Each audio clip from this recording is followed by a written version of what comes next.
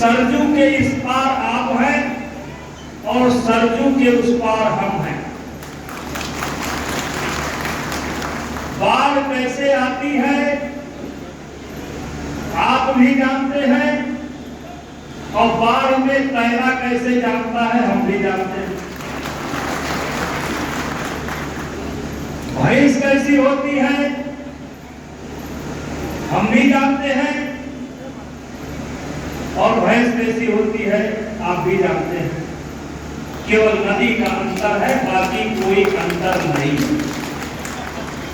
भाइयों आप सब जानते हैं, मैं एक सामान्य परिवार में, साधारण परिवार में पैदा हुआ।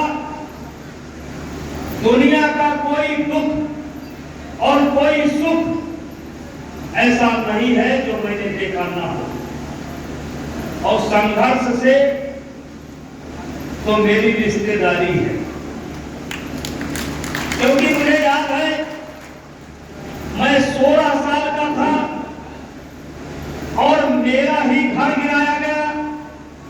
थोड़ा आवाज सुनो, मैं 16 साल का था, मेरा ही घर गिराया गया,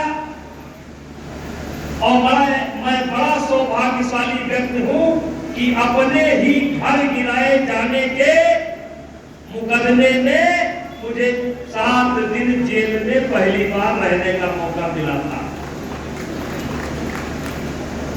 लेकिन बचपन में या बचपन से इस क्षेत्र के कई ऐसे लोग हैं जो मेरे साथ पढ़ते थे। सब जानते हैं मैं बचपन में ही और बचपन से ही सभी लोगों से कहता था कि भैया किसी गरीब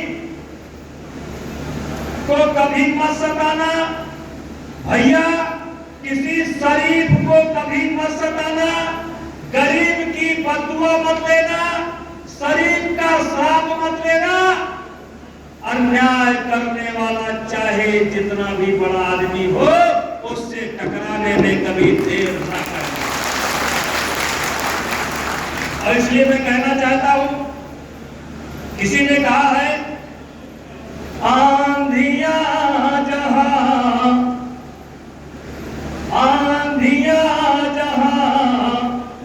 उमंग नहीं भरती है, छातियां जहां संगीनों से डरती है, शोणित के बदले, शोणित माने अत्याचार, शोणित के बदले अश्रु जहां बहता है, अन्याय की शोणित के बदले अश्रु जहां बहता है, वो देश कभी स्वाधीन नहीं रहता है। और इसीलिए मेरे भाइयों, मैंने पहले दिन जब मेरे ऊपर आरोप लगाया गया तो मैंने कहा कब हुआ, कहां हुआ, किसके साथ हुआ।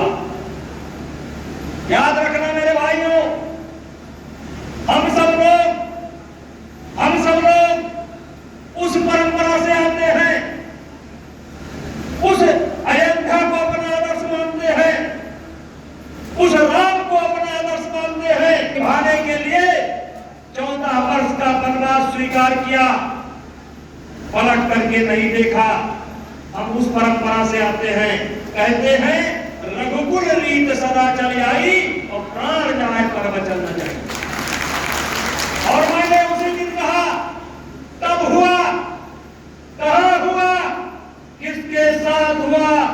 और मैंने एक बात ये भी कहा था, अगर एक भी आरोप मेरे ऊपर स्थापित हो जाएगा तो बृजभूषण सिंह स्वयं फांसी पर लटक जाएंगे, किसी को कहना नहीं पड़ेगा।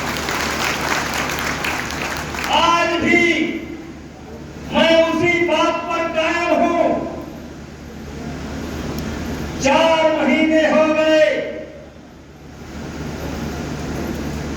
4 महीने हो गए, मुझे फांसी चाहते हैं। सरकार मुझे फांसी नहीं दे रही है, तो अपना मेडल लेकर के गंगा में बहाने जा रहे हैं। मुझ पर आरोप लगाने वालों, गंगा में मेडल बहाने से बृजभूषण सिंह को फांसी नहीं मिलेगी। अगर तुम्हारे पास कोई सबूत है तो जा करके पुलिस को दो, न्यायालय को दो, और न्यायालय मुझे फांसी देगा तो मुझे स्वीकार है, मैं उस फांसी पर चढ़ जाऊंगा। ये इमोशनल ड्रामा मेरे भाइयों, मैं आपसे कहना चाहता हूं, मैंने आभा में एक लाइन पढ़ा था, एक लाइन पूरी 3 लाख तलवार के पर चमके 3 लाख तलवार। वाह! लेकिन जब एक बार घूमता हूं तो सारी तलवार नाम में बंद हो जाती है। और मेरा मानना है भाइयों, जब भगवान राम को वनवास हुआ, भरत बहुत विकल हुए, बहुत अधीर हुए कि मेरे कारण भैया को वनवास हो गया। तो गुरु वशिष्ठ समझाते हैं, सुनो भरत भाभी प्रबल, बिना की कहो मुनिनाथ, हाँ मिलाप जीवन मरण जस अब जस विधिहार। मेरा मानना है मेरे भाइयों, ये आरोप मेरे ऊपर बनता नहीं है, मेरे ऊपर शोभा नहीं देता है, लेकिन ये आरोप मेरे ऊपर इसलिए लगा है कि भगवान मुझको माध्यम बना करके कोई बड़ा काम देना चाहते हैं। ये आरोप मेरे ऊपर इसलिए लगा,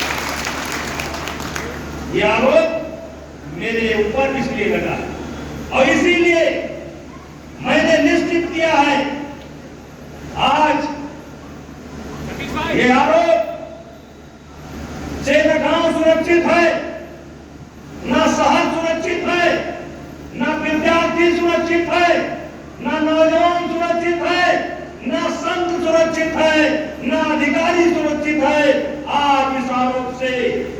और ये आरोप एक ऐसा आरोप है कि किसी के ऊपर भी लगा दो, किसी के ऊपर भी लगा दो तो अपने ही लोग कहने लगते हैं, अरे भैया बिना धुआं के, बिना आग के धुआं नहीं उठा, कुछ ना कुछ तो होगा। अरे भैया ये कलजुग है, कलजुग।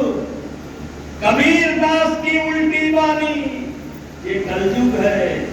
कबीर दास की उल्टी वाणी और बरसाई कंबल भीजे पानी, ये कलजुग है। ये कुछ भी हो सकता है, कुछ भी हो रहा है। इसलिए मेरे भाइयों, मैं पलट करके लड़ गया। कब हुआ, कहां हुआ और किसके साथ हुआ। और मेरा तो ये मानना है कि जब अयोध्या में महाराजा दशरथ भगवान राम को अपना उत्तराधिकारी बनाना चाहते थे, ध्यान से सुनिएगा, भगवान राम को महाराजा दशरथ अपना उत्तराधिकारी बनाना चाहते थे। और राम के उत्तराधिकारी बनने पर या बनेंगे सबसे ज्यादा प्रसन्न अगर कोई था तो कैकेयी थी, क्योंकि कैकेयी सबसे ज्यादा प्यार राम को करती थी, राम को करती थी। रामचरितमानस में भी ये प्रसंग आया है, और वाल्मीकि ने भी ये पसंद आया है। लेकिन उसी समय